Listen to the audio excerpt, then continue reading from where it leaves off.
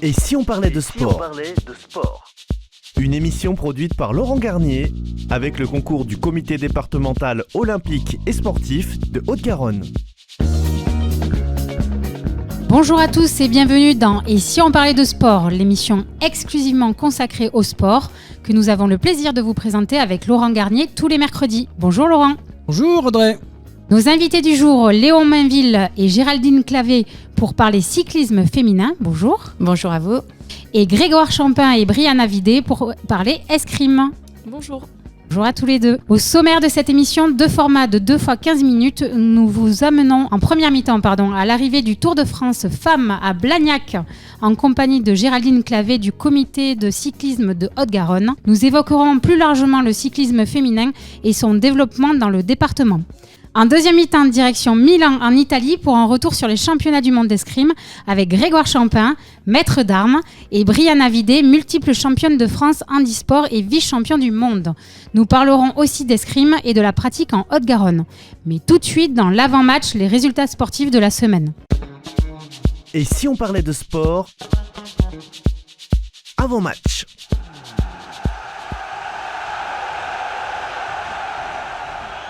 Et oui, principaux résultats sportifs de la semaine avec plein d'événements et entre autres un exploit. En golf, c'est pas souvent qu'on en parle, Céline Boutier a remporté son premier tournoi du Grand Chelem ce dimanche à Évian en s'imposant sur l'Amundi Championships.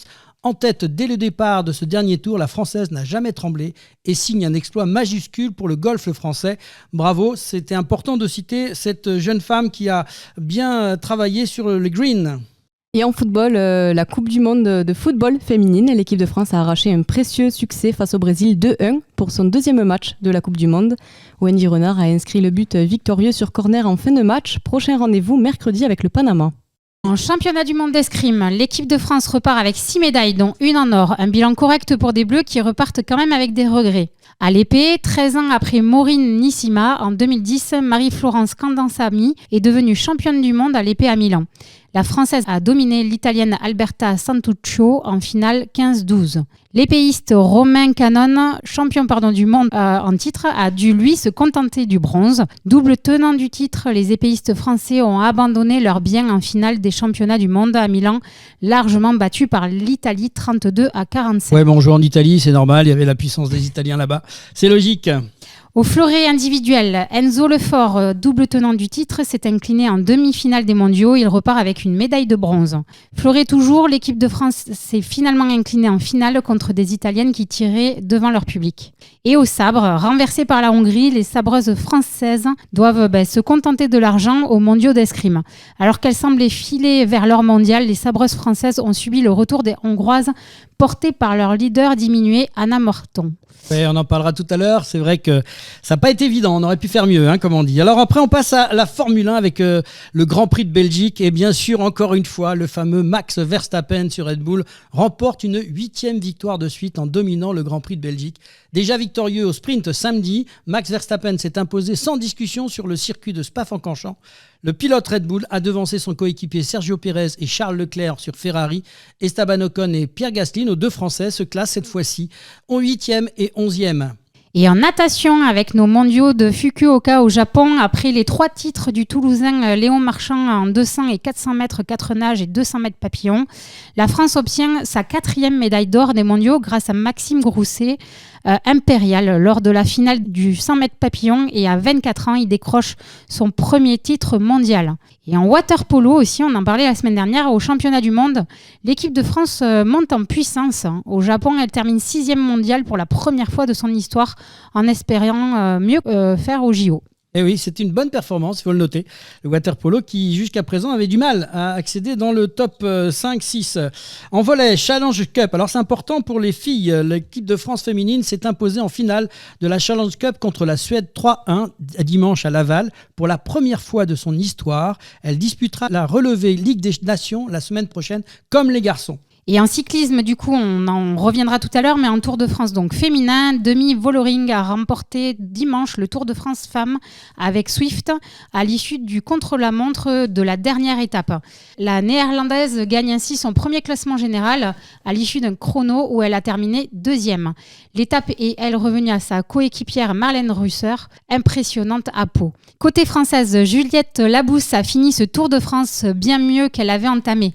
Elle a réalisé une belle performance avec une 6e place sur le contre-la-montre à Pau qui lui a permis de gagner une place au classement général et entrer ainsi dans le top 5 du classement final. Et c'est l'heure de la chronique du Tour. La chronique du Tour. Aujourd'hui, nous avons le plaisir d'accueillir dans Et si on parlait de sport, Lynn Malric. Vous êtes vice-présidente déléguée au sport et sport santé au conseil départemental de la Haute-Garonne, ainsi qu'adjointe au sport et sport santé à la ville de Blagnac. Bonjour. Oui, bonjour à tout le monde. Dans un premier temps, quelle a été votre réaction en apprenant que cette 2e édition du Tour de France Femmes allait arriver à Blagnac lors de la 6e étape ? Écoutez, j'ai été très très contente puisque je suis un petit peu à l'origine de cette demande formulée au maire, parce que nous souhaitons donc faire de Blagnac une ville où le sport féminin a toute sa place, et le maire donc a bien sûr de suite accepté, a souhaité que le Blagnac accueille donc cette édition. Donc ça a été fait très rapidement, avec un coup de fil à Monsieur Prudhomme et à Marion Rousse, et tout a été fait très vite. Le maire a accepté et nous avons eu donc cette étape donc du Tour de France féminin pour sa 2e édition en Occitanie. Et justement, vous venez de parler des organisateurs du Tour. Quels ont été les principaux défis dans l'organisation de cet événement pour la ville de Blagnac, et comment ça s'est passé avec les organisateurs du Tour, notamment Marion Rousse ? Alors, c'est ASO, avec Marion Rousse comme directrice pour le Tour de France féminin, sont très, très organisés. Ils ont bénéficié, bien sûr, de l'expérience du Tour de France masculin, et l'organisation est très rodée. C'est un ensemble d'éléments qui nous sont demandés, que ce soit au niveau de l'organisation, au niveau de la sécurité, au niveau des possibilités d'activité en amont du Tour, au niveau de l'animation.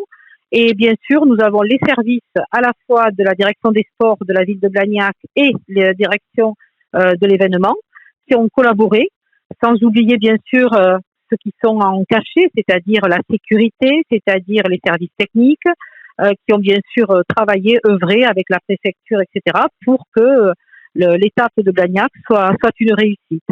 Et pour un exemple, on a dû enlever les dodanes sur l'avenue Ziegler, puisque le Tour de France donc, et les organisateurs s'attendaient à un sprint et il ne fallait pas de dodanes sur l'avenue Ziegler. Donc les dodanes ont été supprimés et ils ont été remis ce matin. Voilà, par exemple. Et puis il fallait vraiment assurer la sécurité, il fallait assurer l'animation, parce qu'il faut faire vivre un tel événement. C'est pas uniquement une arrivée et puis on arrête là.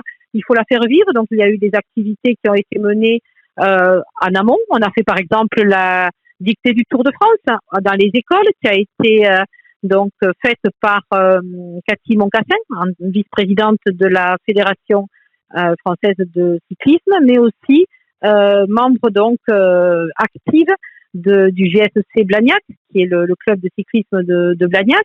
Et cette dictée a permis à quelques jeunes enfants de participer en VIP à l'arrivée du Tour. On a fait des activités avec les clubs cyclistes de Blagnac qui sont intervenus en amont de l'arrivée sur l'après-midi. Il y a eu, peut-être ceux qui habitent Blagnac ou qui sont passés par Blagnac ont pu le voir, on a eu des vélos qui ont été réalisés par nos techniciennes du centre technique municipal et qui étaient donc exposés sur les ronds-points. On a eu des affiches, bien sûr, on a eu une banderole sur la place de l'hôtel de ville, à l'entrée de l'hôtel de ville. Voilà, on a essayé de faire vivre donc ce Tour de France avec des animations diverses et variées selon les délégations et qui étaient portées par l'ensemble des élus de la mairie. Et en tant que vice-présidente déléguée au sport et sport santé au conseil départemental de la Haute-Garonne, comment vous voyez l'impact de cet événement sur le développement du sport féminin dans la région ? Alors tout d'abord, donc il y a deux éléments au niveau de la ville et de la Haute-Garonne. Tout d'abord, c'est une image de notre département, puisqu'on a traversé quand même une partie du nord du département, que ce soit le Frontonnet, que ce soit Beauzelle, que ce soit Seille, Blagnac. Et tout le nord du département. Donc les gens ont pu voir à travers donc les caméras qui étaient donc portées par ASO, organisateur du tour, ont pu voir notre patrimoine, nos paysages. Et il y a eu quelques explications sur l'ensemble donc de ce qui se fait dans Haute-Garonne. Donc c'est l'image du département.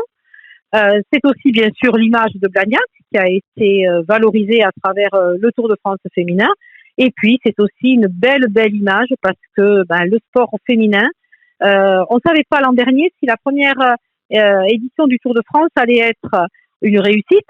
Ça l'a été, mais on s'est posé la question et la directrice du Tour nous l'a confirmé, Marion Rousse, qui est une personne charmante, accessible et très compétente, nous a dit on savait pas si c'était un élément de curiosité, les gens voulaient voir donc des femmes faire du vélo, ou si c'était vraiment un engouement pour le sport, le cyclisme féminin.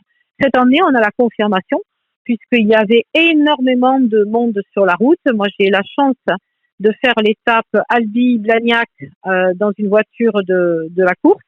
Et c'est vrai qu'on voyait énormément de personnes sur le bord de la route qui soutenaient le sport dans sa généralité, mais surtout le sport féminin en disant bravo les filles, bravo mesdames, bravo Marion, bravo le sport féminin. Donc c'est vrai que ça a été un vrai engouement et je crois que il a été annoncé que nous avions, il y avait donc plus de 2 millions de personnes qui avaient suivi le Tour de France féminin cette semaine. Et je crois que sur Blagnac, on était à près de 12 000 personnes à l'arrivée. Donc c'est vrai que c'est une belle réussite. Et je pense que c'est vraiment un élément moteur pour donner envie à toutes les jeunes filles de faire du vélo et de se dire « je peux y arriver ». Certes, il y a beaucoup de travail pour arriver au niveau de ces sportives, mais beaucoup peuvent y arriver et il faut essayer, il faut tenter, il faut aller jusqu'au bout de ses rêves. Et j'espère que beaucoup de jeunes filles vont se lancer dans le cyclisme et plus largement dans le sport pour les femmes et les filles.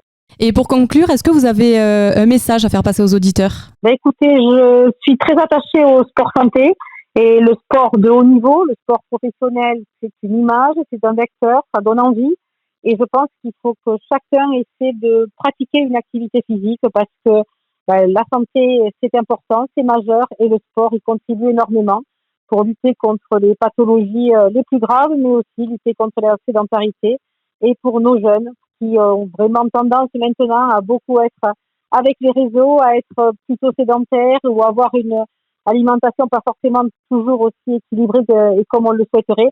Donc l'activité physique, c'est important. Donc le sport santé, j'espère que tout le monde va le pratiquer et peut-être faire du vélo tout simplement pour le plaisir, pour le bonheur, pour la santé, pour découvrir les paysages et pour être ensemble en famille. Voilà. Merci beaucoup et puis portez-vous bien, toutes et tous. Très bien. Merci beaucoup pour cet échange. L'antenne est ouverte. Vous êtes la bienvenue, comme vous le souhaitez, pour venir participer à une prochaine émission de Et si on parlait de sport. Merci beaucoup.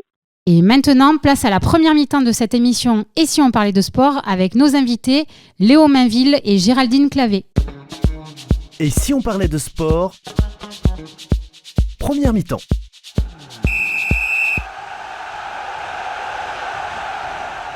Léo Mainville, bonjour. Bonjour. Oui, bonjour et merci d'accepter d'être dans cette émission. Et si on parlait de sport, et plus particulièrement, nous allons parler de cyclisme, bien évidemment, avec vous. Et puisque c'est arrivé récemment, cet événement dans la région, c'est-à-dire le Tour de France Femmes, qui est passé il y a quelques jours à Blagnac, j'aimerais avoir votre sentiment en tant que président du comité départemental du cyclisme sur l'impact qu'un Tour de France comme ça peut vous apporter. Comment vous l'avez vécu d'une part, et quel est votre sentiment de ce passage chez vous dans le département? Alors déjà, moi j'ai eu la chance par mon travail sur la totalité du Tour de France Femmes, donc j'ai bien pu voir le succès que c'était d'un côté populaire et d'un côté sportif. Donc je pense qu'on a eu un très très bel événement avec beaucoup de monde au départ, aux arrivées et aussi sur les routes.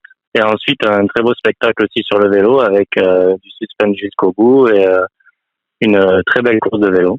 Alors, comme on disait, pensez-vous que cette année c'est une deuxième édition? On peut dire qu'aujourd'hui c'est un essai transformé, pour parler un peu rugbyman. Ah oui, totalement. Moi j'ai eu la chance de discuter avec le directeur général d'Amaury Sport Organisation et il disait que les audiences étaient très très bonnes et ils sont très très contents de l'impact que ça a d'un point de vue popularité. Alors, une petite question justement par rapport à cet impact, parce qu'on va revenir sur la région Haute-Garonne, pour développer le cyclisme féminin. Est-ce que ce Tour de France, à votre avis, peut être déclencheur de quelque chose ? Ben, je l'espère. Nous avons très peu de licenciés féminines. Et c'est vrai que jusqu'à maintenant, elles avaient aussi très peu de débouchés. Il faut pas se cacher que c'était compliqué de vivre du cyclisme pour les femmes. Et maintenant, depuis 2-3 ans, ça a totalement changé. Il y a un salaire minimum, il y a beaucoup de conditions qui sont réunies pour que le cyclisme féminin progresse. Et les clubs sont en capacité d'accueillir des licenciés féminines autant que des garçons. Donc j'espère que oui, que les petites filles qui étaient sur le bord de route avaient des gros yeux auront envie de prendre une licence et de rejoindre un de nos clubs sur la Haute-Garonne. Et vous-même, sur le comité, vous avez des idées de développement, des propositions, qu'est-ce que vous allez proposer justement aux jeunes femmes, aux jeunes filles par rapport à ça ? Alors nous, on fait des rassemblements tous les ans avec des licenciés, que ce soit hommes ou femmes, jeunes, pendant l'hiver pour faire de la préparation physique générale. Donc là, on prend vraiment pas en considération si c'est un garçon ou une fille. Et ensuite, on essaye aussi pendant la saison, en début d'année, de faire des rassemblements spécifiques pour les filles. Mais c'est vrai que pour l'instant, voilà, on a très très peu de licenciés. Et j'espère que ça va changer. Et si bien sûr on a plus de licenciés, eh ben on pourra bien sûr faire plus de choses. Alors après aussi, je pense que le savoir rouler dans les écoles va nous aider à obtenir peut-être plus de licenciés. Et puis voilà, la notoriété du Tour de France Femmes aussi. L'idée, c'est de lancer quelque chose au niveau des écoles, un impact, un jeu. Oui, alors on a commencé à faire ça, oui, savoir rouler à vélo dans les écoles. Et c'est vrai que là, on se déplace et on a des classes d'enfants qui apprennent à faire du vélo. Donc il y a des petits garçons et des petites filles. Et c'est vrai que l'idée, c'est de dire à ces petites filles qu'elles peuvent aussi rejoindre un club et que c'est pas réservé aux garçons et que voilà, c'est comme ça qu'on va commencer de toute façon à avoir de plus en plus de filles, je pense aussi. Écoutez, merci en tout cas pour ce témoignage. On va recevoir dans quelques instants Géraldine Clèves, qui va nous parler un peu plus en détail de ce développement qu'elle souhaite fortement, comme vous nous l'aviez convié l'autre jour. Merci d'avoir répondu à ces quelques questions. En tout cas, on vous souhaite une bonne continuation et puis on espère vous avoir à nouveau à l'antenne quand vous serez disponible ou venir directement sur le plateau. Merci beaucoup Léo Mainville. Merci beaucoup. À bientôt. Au revoir. Géraldine Clavet, bonjour. Bonjour. Alors, bienvenue dans Si on parlait de sport et plus particulièrement de cyclisme le féminin avec le Tour de France. Femmes, de passage à Blagnac à l'occasion de la 6e étape. Géraldine, tu travailles au sein du comité départemental de cyclisme de Haute-Garonne. Oui, exact. Alors, qu'est-ce que tu fais dans ce comité un petit peu ? Raconte-nous un peu ton histoire. Alors moi, je suis stagiaire au comité départemental de cyclisme depuis le mois de janvier. Je fais actuellement un BPGEPS activité du cyclisme. Pardon.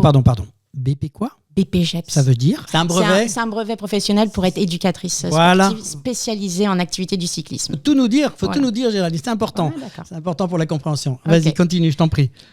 Du coup, je travaille avec le comité départemental depuis le mois de janvier et essentiellement, je m'occupe de la prévention routière à vélo pour eux avec Groupama et également, nous faisons du savoir rouler à vélo pour les enfants dans les écoles. Qu'est-ce qui t'a donné envie et quel est ton parcours et qu'est-ce qui t'a donné envie de t'impliquer dans le cyclisme ?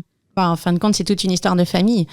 C'est souvent le cas dans le sport, mais moi, c'est mes enfants qui m'ont mis le pied à la pédale, on va dire. À la base, je faisais de la natation et mon fils aîné a souhaité faire du vélo et je me suis petit à petit intégrée dans le club où il était. J'ai pris vite fait quelques responsabilités dans l'école de vélo.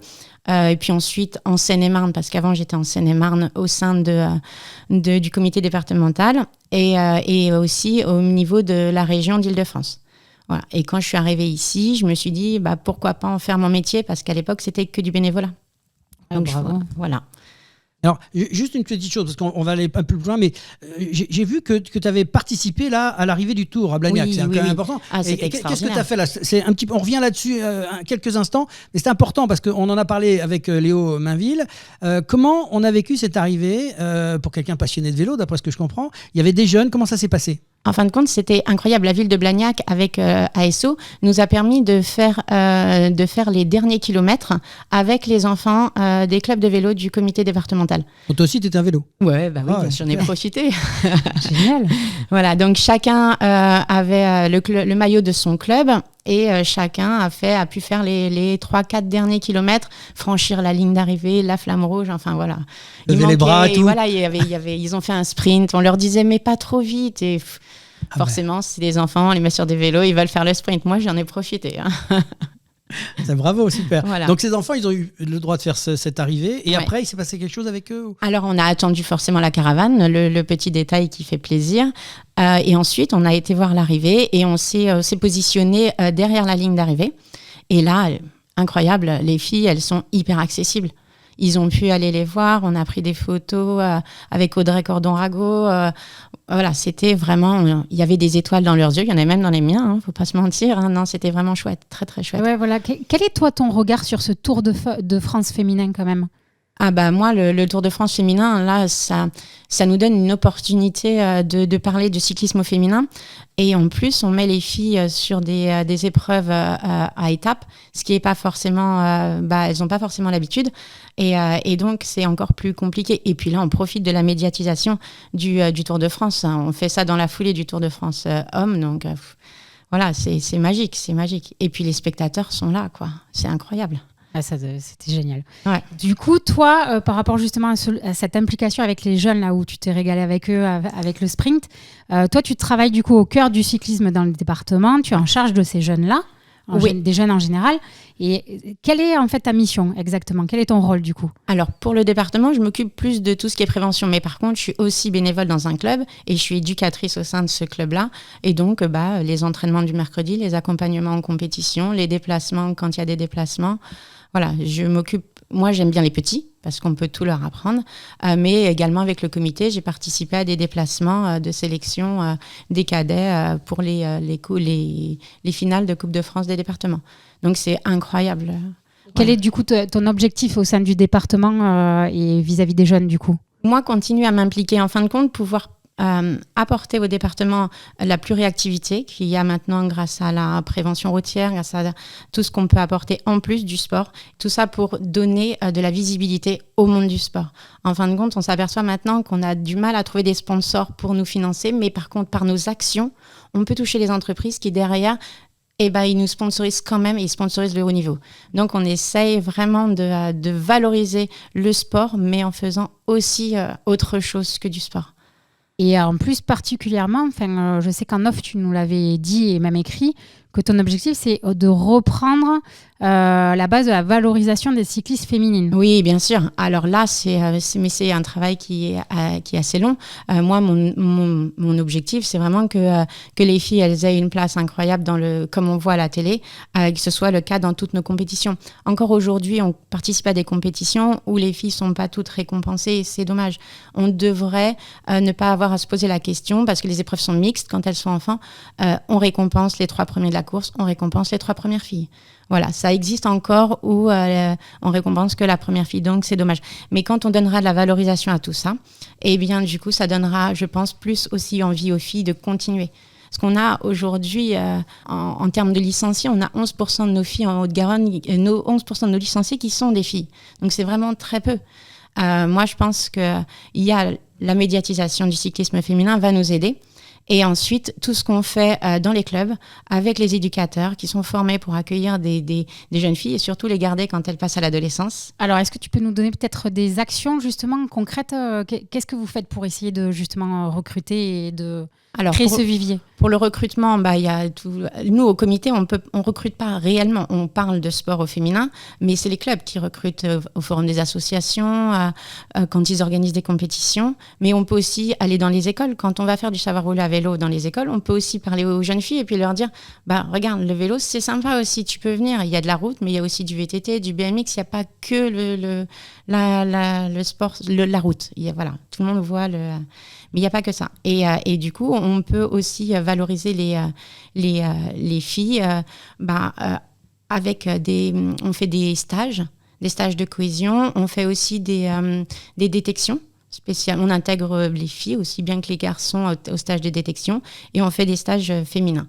Bon, cette année, on l'a fait. Donc, il y a des périodes en général pour les stages? Oui, on fait ça dans la période la plus creuse quand il n'y a pas de compétition. La période creuse en cyclisme sur route, c'est de novembre jusqu'au mois de février. Voilà. Super. Donc là, pour avoir toutes ces infos, les filles dans le département, donc... le site de la FFC, il est très bien fait. Le site de la FFC, trouver un club, et puis après un club près de chez moi. Il n'y a pas de club féminin, il n'y a pas d'équipe féminine. Au niveau apprentissage, ce sont les clubs qui forment les jeunes filles. Et après, quand il y aura du vivier, on fera des détections, des sélections, et on emmènera des équipes de Haute-Garonne féminines à représenter le département. Donc, objectif number one, augmenter le vivier féminin. Voilà, on ne pourra passer que par ça. Augmenter le vivier pour ensuite avoir assez de sportives pour pouvoir avoir après du haut niveau. Un petit message, Géraldine, que tu aurais envie de donner justement à toutes ces jeunes et toutes ces femmes qui aimeraient venir tenter l'aventure. Et je leur dirais simplement, venez essayer. Venez essayer, vous n'êtes pas obligé de prendre une licence, vous venez essayer. On organise en début d'année généralement 2-3 week-ends pour... apprendre à pratiquer, et puis on a des filles dans nos clubs, donc venez, vous ne serez pas toute seule. Super, merci infiniment Géraldine d'avoir accepté notre invitation dans notre émission. Merci pour ton témoignage et ton analyse pour cette deuxième aussi édition du Tour de France Femmes. Et en tout cas, bonne continuation pour l'accompagnement de ces jeunes femmes dans le cyclisme. Tu es la bienvenue quand tu veux. Merci. Et voilà, bravo aussi pour l'implication avec les jeunes, avec la prévention routière et tout. Donc vraiment, bonne continuation. Merci infiniment. Merci beaucoup, merci à vous. C'est la mi-temps, retour au vestiaire et on se retrouve dans quelques instants pour parler escrime et les résultats de l'équipe de France au championnat du monde à Milan avec Grégoire Champin et Brianna Vidé. Et si on parlait de sport, mi-temps.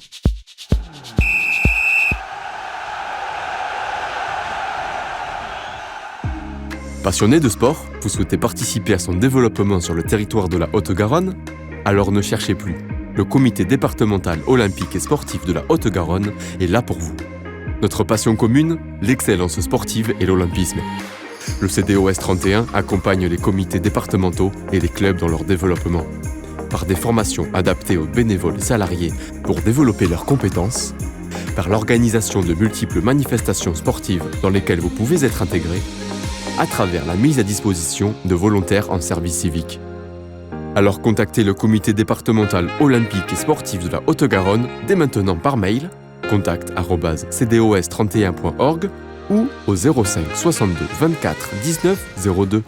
Ensemble, faisons briller la Haute-Garonne à travers le sport. Et si on parlait de sport, deuxième mi-temps. Et voilà, une deuxième mi-temps où nous allons parler d'escrime avec récemment les derniers championnats du monde d'escrime qui se sont passés à Milan. Et je reçois sur ce plateau Grégoire Champin. Bonjour. Bonjour. Et Brianna Vidé. Bonjour. Bonjour. Voilà, merci tous les deux d'avoir accepté notre invitation dans l'émission. Et si on parlait de sport, Grégoire, tu es maître d'armes et préparateur physique. Oui, exactement. Voilà. Quel regard portes-tu sur les performances de l'équipe de France lors des derniers championnats du monde qui sont passés récemment à Milan? Est-ce que c'est de bon augure pour les Jeux Olympiques, un spécialiste de l'escrime? Alors, je vais dire oui et non. C'est un peu décevant pour l'escrime parce que on ne finit que 4e au classement des médailles. Il y a beaucoup de sports qui sont concentrés, mais habituellement on est plutôt 1er ou 2e, surtout quand il n'y a pas les Russes, qui peuvent venir changer la donne. Et par contre, si on prend le nombre de médailles, là on est 2e. Et que ce soit au classement des médailles ou au nombre de médailles, c'est les Italiens qui sont devant. On peut mettre ça sur le fait qu'ils étaient à domicile. Oui, ils jouent à domicile, puis on connaît les Italiens. C'est plus facile. L'influence de l'arbitrage aussi, on peut suivre quand même. Exactement. Voilà, donc, petite présentation aussi pour Brianna. De ton côté, Brianna, tu as assisté, tu as vibré pour ces championnats du monde d'escrime. Comment tu as vécu ces différentes passes d'armes, on va dire, entre les différents athlètes? Je rejoins Grégoire sur le fait que c'était chouette de voir des médailles et de retrouver nos athlètes de l'équipe de France sur certains podiums. Mais ça reste pas à la hauteur des résultats des précédents championnats du monde, du coup, il y a un an. Et voilà, ça laisse un peu sur notre faim. Il y a quand même un beau titre avec une belle médaille d'or, hein, Grégoire. Là, c'est la première fois, ça faisait depuis 2010, je crois qu'on n'avait pas été dans les épéistes, c'est ça ? Oui, c'est ça, à l'épée d'âme féminine, à l'épée d'âme individuelle. Oui. Voilà, bon, médaille d'or, on a quand même ça, c'est bien. C'est sûr qu'on est exigeant avec l'escrime parce que c'est une discipline qui nous rapporte souvent beaucoup de médailles et on est en droit d'exiger de nos équipes de France de rester dans le beau tempo pour le nombre de médailles. Petite question, donc maintenant je vais rentrer un peu plus dans le vif du sujet parce que l'escrime, il y a plusieurs armes. Alors un petit peu nous expliquer pourquoi il y a 3 armes, comment ça se passe, parce que voilà, globalement on voit tous ces gens monter sur les tapis et puis on ne se rend pas compte de ce qui se passe. Donc on va essayer de faire simple. En escrime, il y a l'épée, le fleuret et le sabre. Voilà. À l'épée, on touche avec la pointe, donc avec le bout de l'arme, et on peut aller toucher partout. D'accord. Les pieds, à la tête, les mains, partout. Voilà. Le fleuret, on touche aussi avec la pointe, mais on va toucher les parties vitales. C'est-à-dire la tête, les bras, les jambes ne comptent pas. D'accord. Voilà, on va toucher le tronc, le buste. Et ensuite, il y a le sabre. Au sabre, on ne va pas toucher avec la pointe, on va toucher avec toute la lame, toute l'arme. Pour avoir une image, le sabre, ça vient de la cavalerie, donc sur les chevaux. Mais on ne s'amusait pas à les piquer ce qui se passait à côté, on découpait tout ce qui dépassait. Voilà. C'est sympa. Ça résume. Donc c'est masculin, féminin, ça joue en individuel et ça joue en équipe, c'est ça ? Oui, et il faut savoir que depuis les derniers JO, il y a toutes les armes qui sont JO, autant chez les hommes que chez les femmes, alors qu'avant il y avait des tirages au sort, parce que le sabre féminin est rentré en dernier, dans les années 2000, et donc il y avait un tirage au sort qui était fait pour enlever une arme féminine, une arme masculine à chaque JO, et depuis les derniers JO, il y a toutes les disciplines, hommes et femmes. Alors, à quel âge peut-être on commence ? Parce que Brianna, tu me sembles hyper jeune déjà, pour une multiple championne de France 13 fois, tu as été titrée, et vice-championne du monde, et j'ai l'impression que tu es hyper jeune, donc à quel âge peut-être on peut commencer ? Alors on peut commencer tôt, ça dépend des clubs, ça dépend des maîtres d'armes. Moi j'ai pas commencé en même temps que mes frères et sœurs qui ont commencé plus jeunes. J'ai commencé par un autre sport et j'ai rejoint l'escrime à 8 ou 9 ans, mais on peut commencer l'escrime à partir de 7 ans dans la plupart des clubs. Ah oui, parce que quand même c'est des armes, enfin je sais pas, moi je me disais... Il y a une différence de poids dans les différentes armes, sabre, épée et fleuret, ça joue ou pas ? Alors l'épée est légèrement plus lourde. Ah bon ? Oui, parce que puisqu'on peut toucher partout, la main est protégée, donc il y a une coquille qui est un peu plus grosse, voilà, pour protéger les doigts un peu plus. Voilà. Et en fonction après de l'âge et des catégories, c'est la taille de la lame qui va évoluer et qui va faire que chez les plus jeunes, l'arme va être plus légère. D'accord. Alors maintenant, je vais parler de questions sportives parce que j'ai vu là, ça se passe en combien de manches, combien de points ? J'ai pas tout compris là. Je crois que c'est à 15. Dites-moi un petit peu comment ça se passe parce qu'après il y a le par équipe, l'individuel. Pour gagner un match, comment ça se passe ? Donc il y a plusieurs phases. Il y a des phases de poule. Voilà, une poule, s'il y a 7 personnes dans la poule, chacun va faire 6 matchs. D'accord. Un match dure combien de temps ? Donc là, c'est des matchs qui vont durer 3 minutes. D'accord. Ou le premier qui marque 5 touches. Voilà. Ah oui, c'est rapide. C'est rapide. Mais c'est du temps qui est effectif. C'est-à-dire quand on n'est pas en action, quand l'arbitre n'a pas donné le début du match, le temps est arrêté. Et dès qu'il y a une touche, le temps s'arrête et après on reprend. Et ensuite, il y a une phase de tableau. Et les matchs de tableau, c'est en 15 touches. Et il y a 3 manches de 3 minutes. Voilà. D'accord. Si les 15 touches ne sont pas mis au bout des 3 fois 3 minutes, le match est arrêté. Si les 15 touches sont mises avant, on arrête. Et entre chaque manche, il y a 1 minute de pause. Donc et alors le par équipe, ça se passe comment là ? Parce que c'est encore compliqué ça. Par équipe, il y a 3 escrimeurs de chaque côté. Les 3 escrimeurs d'un côté rencontrent les 3 escrimeurs de l'autre. Donc il y a 9 matchs à faire. Et ce sont des matchs en 5 touches. Imaginons, on se rencontre tous les deux. Vous gagnez le premier relais 5-0. Donc si Brianna... Avec le sabre en plus. C'est ça. Si Brianna arrive après moi, elle aura 0 et votre équipier aura 5 touches. Et on ira en 10 et ainsi de suite. Voilà. D'accord. Alors donc Brianna, je ne jouerai pas contre toi, c'est promis. Par contre, tu as une particularité que j'aimerais que tu m'expliques parce que j'ai trouvé ça assez, dans ton histoire qui est assez belle. Tu as eu à un moment donné de ta vie un choix à faire puisque, je le répète, tu es dans une catégorie handisport. Et comment on passe de cette situation que tu étais, on va dire, debout à faire le choix de passer en fauteuil roulant finalement ? Alors le monde handisport c'est un peu particulier parce que nous en escrime, l'escrime paralympique c'est en fauteuil roulant. Donc quel que soit le handicap, quelle que soit la pathologie, on est en fauteuil roulant. Donc ça va des gens comme moi qui ont des handicaps congénitaux, qui passent à peu près inaperçus au quotidien, à des gens qui sont en fauteuil roulant au quotidien. Moi du coup je suis née avec une malformation du pied. Et j'ai toujours fait ma vie normalement au quotidien. Mais pour le sport, c'était plus compliqué. Ça me demandait beaucoup plus de force. L'endurance, c'était compliqué et ça créait des douleurs, notamment à l'arrivée dans l'adolescence où on grandit vite et fort et puis les autres deviennent plus forts et moi, j'étais plus en difficulté. À ce moment-là, il y a un paraplégique qui est arrivé dans le club dans lequel je faisais du sabre en loisir parce que les compétitions, ça commençait déjà à devenir compliqué. Et il m'a présenté l'escrime handisport et c'était un sujet, c'était quelque chose... je m'étais jamais posé la question d'aller chercher de l'handisport, que ce soit en escrime ou dans autre chose, parce que j'avais pas été élevée comme ça et parce qu'il y en avait pas dans mon entourage. Et donc j'ai rencontré cette discipline à ce moment-là, j'avais 13 ans et en fait quand je me suis installée dans le fauteuil, j'ai pu faire de l'escrime sans avoir mal. Et ça c'était une première depuis quelques années et du coup ça m'a de suite plu, mais c'était quand même des sensations qui étaient différentes. Donc j'ai passé 2 ans à faire et de l'escrime valide un petit peu, et puis de l'escrime en fauteuil. Et à 15 ans, j'ai fait mes premiers championnats de France et j'ai pris complètement la voie de l'escrime handisport à ce moment-là. Avec de super résultats, parce que la suite est exceptionnelle, il faut le dire. Oui, c'est allé très vite. Alors, c'est allé assez vite parce qu'on est un milieu où on n'est pas très nombreux, où on est encore moins nombreuses. Chez les filles, on n'était pas beaucoup. Mes premiers championnats de France, on était moins de 8 classés. Donc, quand j'ai commencé à 15 ans, je suis allée sur ma première compétition que j'ai gagnée. 2 mois après, je me suis retrouvée au championnat de France. Je les ai gagnés. C'était pas si facile que ça, j'ai gagné 15-14 et puis là on m'a dit tu pars sur les Coupes du Monde dans 3 mois et voilà, j'avais 15 ans et demi, donc c'est allé très très vite. Fabuleux. C'est un beau parcours, c'est un beau témoignage et il faut le reconnaître et c'est intéressant de pouvoir le dire parce qu'il y a peut-être plein de jeunes garçons ou de jeunes filles qui écoutent ce témoignage et qui peuvent pourquoi pas se dire je vais essayer de faire comme Brianna et d'être 13 fois championne de France et vice-championne du monde aussi. Oui, c'est ça. Voilà, donc c'est un beau parcours. Merci. Justement, peut-être quel conseil tu pourrais donner justement à un jeune ou une jeune qui souhaite se lancer dans l'escrime? Déjà sur des handicaps comme le mien où on se dit qu'on peut tout faire comme tout le monde et qu'il n'y a pas de raison qu'on fasse de l'handisport. C'est vrai, mais on peut aller s'y essayer juste pour le plaisir comme ça. Ici en Occitanie, on a la chance d'avoir plein de clubs d'escrime et plein de clubs qui proposent de l'escrime handisport parce qu'il faut savoir que les clubs d'escrime handisport sont mélangés aux clubs d'escrime valides. Les valides, ils ont juste à s'asseoir dans le fauteuil en face de nous pour faire de l'escrime avec nous. Et ça, c'est une vraie richesse parce qu'il n'y a pas beaucoup d'handisports qui ont cette chance-là. Donc passer les portes d'un club d'escrime et ça suffit. Alors justement, on parle du développement de l'escrime dans le département.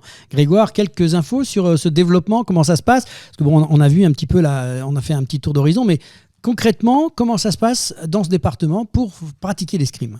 Globalement, donc l'escrime, on ne va pas se mentir, c'est un petit sport, c'est-à-dire on est entre 50 000 et 60 000 licenciés, mais sur la Haute-Garonne, il y a quand même 13 clubs pour à peu près 1500 licenciés. Donc en termes de proximité, toutes les grosses communes ont un club d'escrime pas loin de chez eux. Alors, comment ça se passe au niveau de ce développement? Vous avez comment travaillent les comités? Vous faites des compétitions? Quel est le développement proposé? Alors, en termes de développement, ça va être surtout une dynamique régionale qui est mise en place comme pour essayer d'avoir des effectifs corrects. Donc, si on reprend tout à l'heure par rapport au vélo, il y a des stages de détection qui sont faits, il y a des plateaux chez les jeunes qui sont faits aussi, il y a des regroupements interclubs.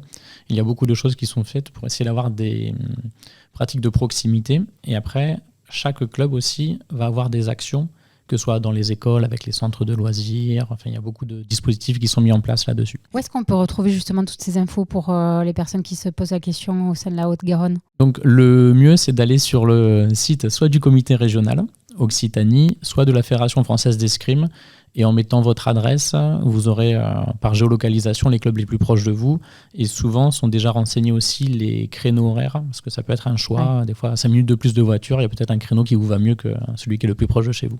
Et la plupart des clubs, si ce n'est tous, font des séances d'essai gratuites. Parce que des fois, entre les représentations des enfants qui jouent chez eux dans le jardin et le club, c'est pas la même chose.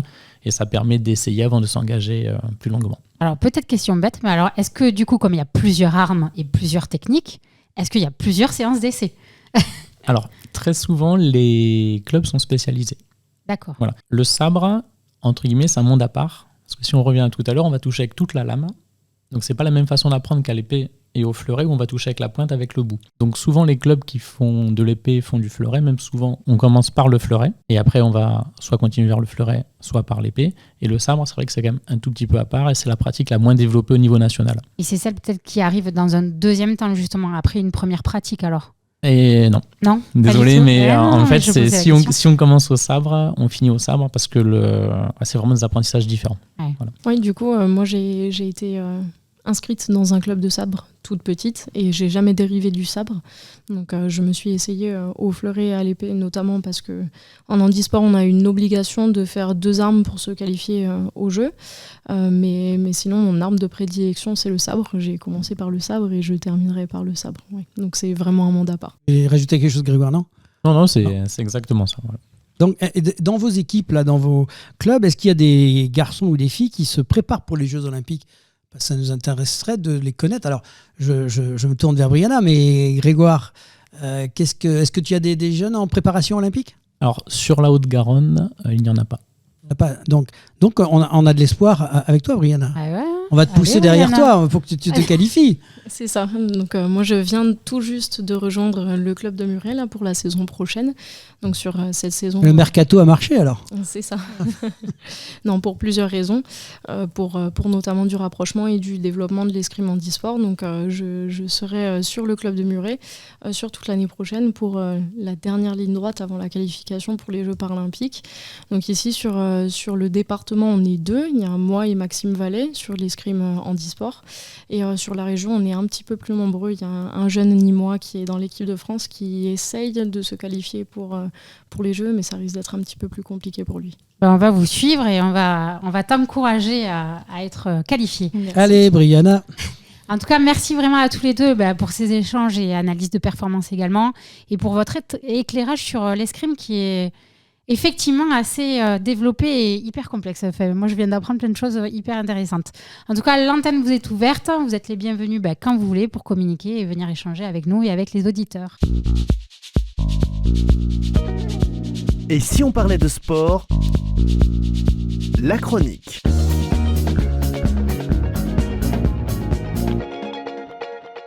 Et chronique sport et professionnalisation, nous recevons aujourd'hui Thibaut Vergne qui va nous parler un petit peu des filières de formation dans le sport, puisque Thibaut est actuellement en charge de toutes ces préoccupations au sein de la profession sport et animation. Profession sport animation. 32. Merci Thibaut, bonjour. Bonjour Laurent.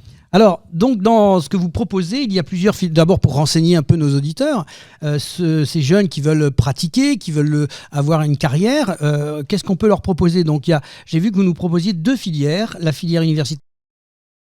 Qu'est-ce que vous pouvez m'en dire déjà sur la partie universitaire? Voilà, principalement dans le sport, il y a 2 filières principales. La première, c'est l'universitaire. C'est-à-dire qu'après un baccalauréat, on peut prendre le cursus de la voie universitaire et partir sur une licence avec plusieurs spécialités. Ça permet d'avoir un niveau bac plus 2 minimum pour être éducateur sportif. Et ensuite, on peut aller jusqu'au master, un bac plus 5. Alors, je vois que vous parliez de 5 parcours en STAPS dont les programmes sont axés sur les débouchés suivants. C'est-à-dire qu'une fois qu'on a le master, c'est le STAPS c'est avant le master. Alors, le STAPS, c'est le cursus de formation qui s'appelle STAPS. D'accord. Alors, ça veut dire quoi, STAPS pour ceux qui... C'est sciences et techniques des activités physiques et sportives. Voilà, c'est pour nos auditeurs, voilà. C'est bien parce que notre jargon à nous, mais peut-être qu'eux, ils ne savent pas forcément l'intitulé. Donc, merci pour cette précision.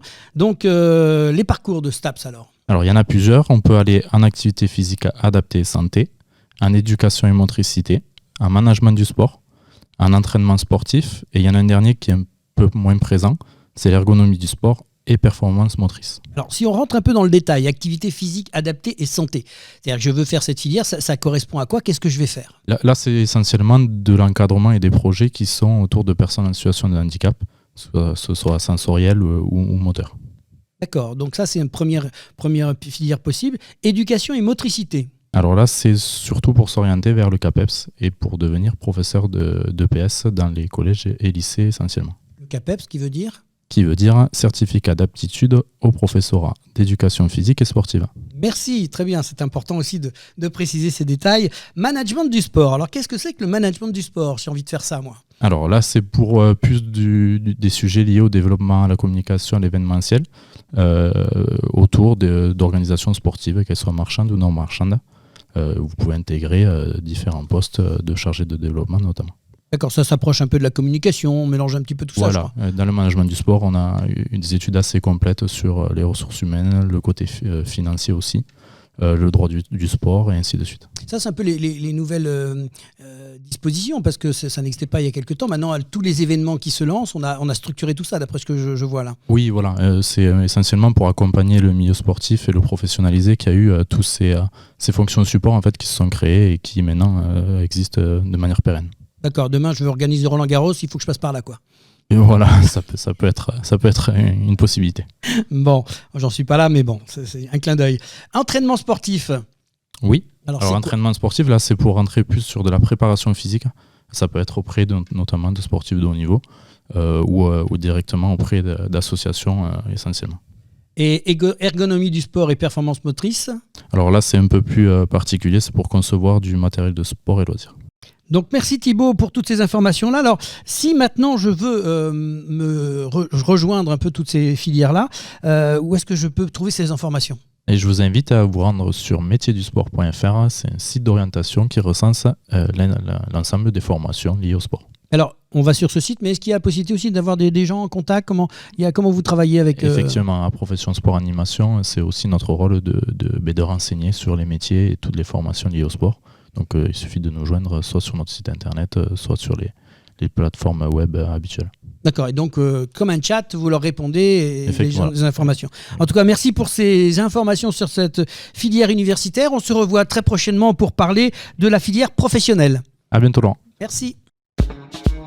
Et si on parlait de sport, la prolongation. Et on se retrouve pour la prolongation avec nos invités, donc Géraldine Clavé, Grégoire Champin et Brianna Vidé. Alors, le principe du quiz, pour ceux qui n'ont pas encore découvert l'émission, on a un quiz pour l'escrime pour Géraldine et un quiz sur le vélo, le cyclisme féminin pour l'équipe de Brianna et de Grégoire. C'est OK ? Donc, on va commencer par Géraldine et on va commencer par l'escrime. Allons-y. OK, donc j'ai quelques petites questions. Normalement, si tu as bien écouté, tu as plusieurs choix de réponses. Et il y a eu quand même quelques pistes pendant les mi-temps.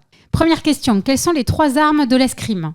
Le fleuret, l'épée et le glaive, le fleuret, la dague et le sabre, ou le fleuret, l'épée et le sabre ? Le fleuret, l'épée et le sabre. Ben voilà, t'as bien écouté. Deuxième question, que ça on l'a pas abordé. Combien de mètres mesure une piste ? 9 mètres, 14 mètres ou 20 mètres ? Allez, on va trancher au milieu, 14 mètres. Bravo. Troisième question. Comment s'appelle la partie du corps autorisée à être touchée par un fleuret ? Le torse, le tronc ou les jambes ? Le torse. Eh non. C'était le tronc. Ben, vous me dites si des fois je me trompe, mais normalement c'est ça. Quelles sont les tailles les plus courantes des lames ? Alors ça pareil, moi j'apprends en même temps quand je prépare les quiz.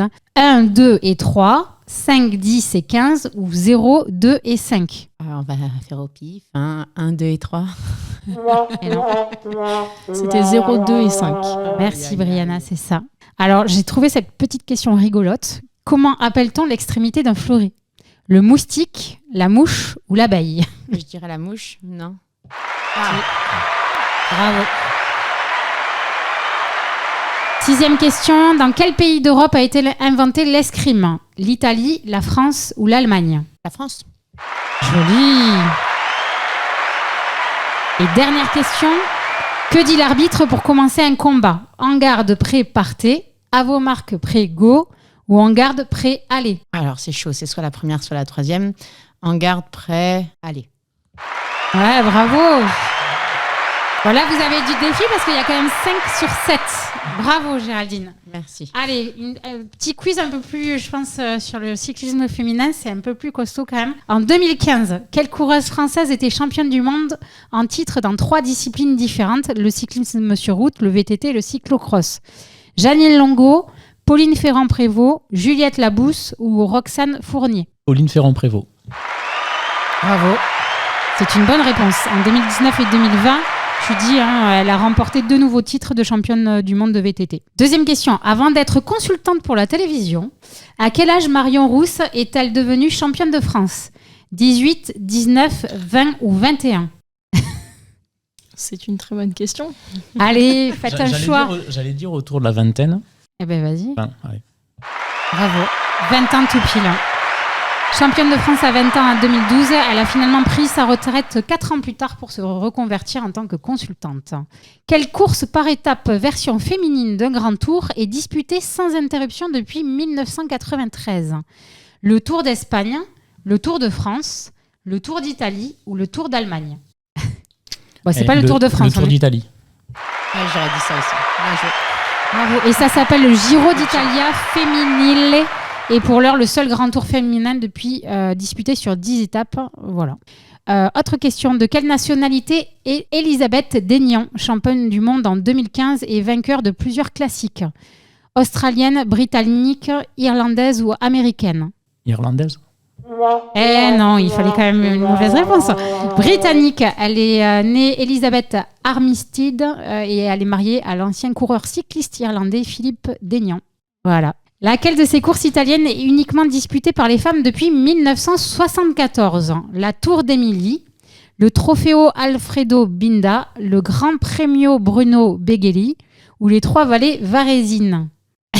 J'aime bien Grégoire, il regarde Brianna. Allez, toi, tu sais. La 3e? Eh non, c'était le Trofeo Alfredo Binda. C'était dur. Ouais, c'était un peu très dur. Mais après, je me disais, je sais pas, depuis 1973. Autre question. Désormais, de plus en plus d'équipes professionnelles masculines ont une section féminine qui porte le même nom ou pas. Donc, comment s'appelle l'équipe féminine pro liée à la Groupama Française des Jeux, FDJ? Groupama Auvergne-Rhône-Alpes Vulcania, FDJ Nouvelle-Aquitaine Futuroscope, Groupama Provence-Alpes-Côte d'Azur Marineland ou FDJ Hauts-de-France Parc Astérix? Je te laisse la dire. Je crois que c'est la 2e. Mais je me demande si c'est pas FDJ Suez maintenant. Maintenant, c'est FDJ Suez. Exact. Bah, voilà. c'était... Merci. Et heureusement, c'était un quiz de 2020-2021. Donc voilà. Mais c'était une bonne réponse. Voilà. Donc ça nous rattrape une mauvaise réponse. Non, elle est bonne. Hein. Non, mais une mauvaise réponse n'essaye pas de antérieure. négocier, ça marche pas comme ça. Autre question. La néerlandaise Marianne Vos a tout gagné. Vos, merci. Pardon. Géraldine, tu as bien raison. A tout gagné ou presque dans sa carrière sur route, mais aussi sur piste et en cyclocross. Dans quelle épreuve sur piste a-t-elle été championne olympique en 2008? La vitesse, la poursuite, la course au point ou le keirin? J'aime bien comment il essaye de regarder Géraldine, genre. Elle va me... Course au point. Bien joué. Alors là, bravo, on a une égalité, 5 partout. Donc, on utilise la question buzz. Donc là, c'est une réponse de rapidité sur les JO. Ok, donc le premier qui buzz peut répondre. Attention, combien de fois la célèbre athlète française Marie-Jo Pérec a-t-elle été championne olympique? 2, 3 ou 5? 2. Ah, j'aurais dit 5. Eh ben non. Là, du coup, 3. Ouais, mais bon, en fait, vous avez tous les 3 gagné. Voilà, vous avez tous les 3 gagné. Merci en tout cas. Vous avez le plaisir de revenir quand vous voulez, reparticiper à une émission de Et si on parlait sport. Et en tout cas, merci beaucoup pour votre participation à ce petit quiz. Merci. Merci à vous. Et si on parlait de sport? Fin du match. Fin du match de cette émission, de cette 8e émission avec les grands rendez-vous de la semaine dans l'agenda sportif, avec notre chère Pauline. Oui Audrey, en ce qui concerne les événements sportifs de la semaine, il y a les championnats du monde d'escalade à Berne en Suisse qui se déroulent du 1er au 12 août. On en a parlé la semaine dernière, les mondiaux de rallye aérien se poursuivent jusqu'au 5 août à Mâcon en Saône-et-Loire. Décidément, l'aviron n'est jamais mieux organisé qu'en France. Les mondiaux d'aviron junior ont lieu du 2 au 6 août à Vers-sur-Marne, en Seine-et-Marne. Ils sont l'occasion de tester le site et les infrastructures pour les JO 2024. Ensuite, du 3 au 13 août, vous pouvez retrouver les championnats du monde de cyclisme à Glasgow, avec du cyclisme sur route, sur piste, du VTT ainsi que du BMX. Dimanche 6 août, il y a de la MotoGP, avec notamment le Grand Prix de Grande-Bretagne à Silverstone. Et enfin, jusqu'au 20 août, les fans de football ont les yeux rivés de l'autre côté de la planète pour la Coupe du Monde de football féminin qui se tient en Australie et en Nouvelle-Zélande. Et pour le programme de la semaine prochaine, Pauline, donc on va se retrouver sur ces fameux championnats du monde d'escalade en Suisse, à Berne, avec Luc Chabrol, qui est le vice-président de la Ligue Occitanie et membre de la Fédération française de montagne et escalade. Nous recevrons aussi Hugo Queneau, qui est athlète de haut niveau dans la deuxième mi-temps pour parler de la lutte et des Jeux méditerranéens où il évoluera, il l'espère, puisqu'il est en préparation pour se qualifier. Et nous évoquerons aussi cette discipline dans le département. Merci à Géraldine Clavé, à Lynn Malric, à Léo Mainville, à Grégoire Champin, à Brianna Vidé et à notre chroniqueur du jour Thibaut Vergne pour leur participation. Merci à tous les internautes de nous suivre et nous espérons que cette nouvelle émission de sport vous aura plu. Merci à l'équipe du comité départemental olympique et sportif de la Haute-Garonne pour son aide précieuse pour la réalisation de cette 8e émission. Et merci à toute l'équipe technique qui nous permet toutes les semaines de réaliser cette émission. Pauline Marin et notre partenaire informatique Sébastien de Saint-Père Connect pour ses conseils avisés. Merci Laurent. Merci Audrey et bonnes vacances. Et oui. La semaine prochaine, donc, nous nous retrouverons avec Pauline au micro pour cette fois, qui va remplacer de manière efficace notre Audrey nationale. Et merci pour cette nouvelle aventure. Et si on parlait de sport, la semaine prochaine. Et bonnes vacances.